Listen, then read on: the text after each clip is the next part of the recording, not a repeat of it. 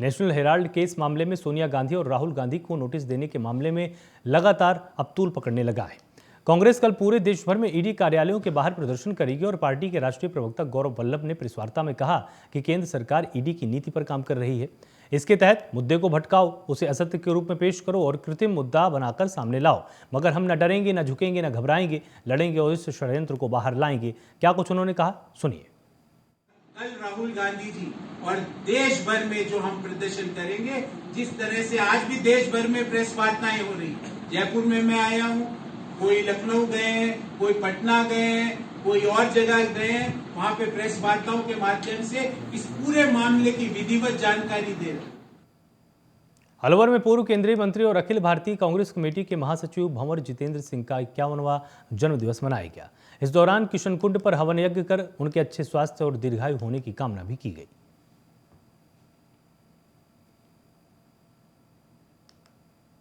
धौलपुर जिले के बाड़ी विधानसभा क्षेत्र के दौरे पर पहुंचे विधायक गिरिराज सिंह मलिंगा ने बीजेपी पर तीखा हमला बोल दिया है।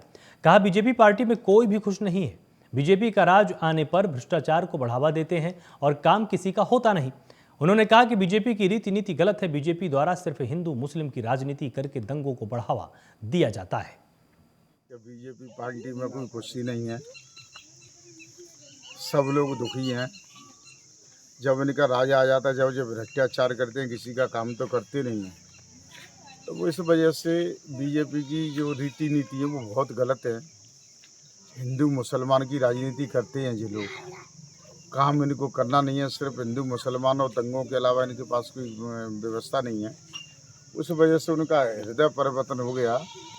उन्होंने बीजेपी जो एक निर्दलीय प्रत्याशी को वोट दिलाना चाह रही थी और खुद बीजेपी के लोग आरोप शोभा रानी के ऊपर लगा रहे हैं कि पैसे खाई के ना इसने दिए हैं।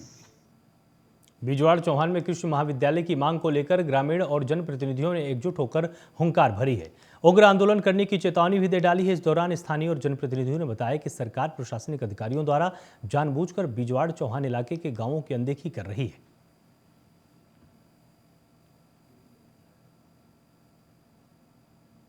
धौलपुर के विशुनिगर बाबा मंदिर आश्रम के पास बने तालाब में 2 बच्चे डूब गए। इसमें दोनों की ही मृत्यु हो गई। घटना की सूचना पर पहुंची पुलिस ने ग्रामीणों और आश्रम के भक्तजनों की मदद से दोनों बच्चों के शवों को तालाब से बाहर निकाला और शवों को कब्जे में लेकर पोस्टमार्टम के लिए भेजा है।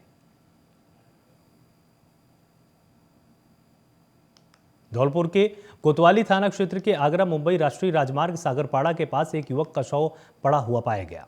इसमें इलाके में सनसनी फैल गई। सूचना के बाद स्थानीय लोगों की भीड़ भी मौके पर जमा हो गई, जिन्होंने घटना की सूचना कोतवाली पुलिस को दी है और मौके पर पहुंची पुलिस ने डेड बॉडी को कब्जे में लेकर जिला अस्पताल पहुंचाया है।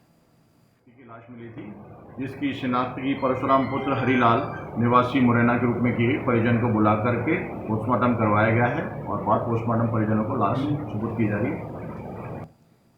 दिल्ली जयपुर नेशनल हाईवे 48 पर दहमी गांव के पास भूसे से भरी हुई ट्रैक्टर ट्रॉली पलट गई, जिसमें हाईवे पर लंबा जाम लग गया। हादसे की सूचना लगते ही बहरोड पुलिस मौके पर पहुंची और क्रेन को बुलाकर ट्रैक्टर ट्रॉली को हटाया गया। गनीमत रही, इस दौरान कोई ट्रैक्टर ट्रॉली की चपेट में नहीं आया।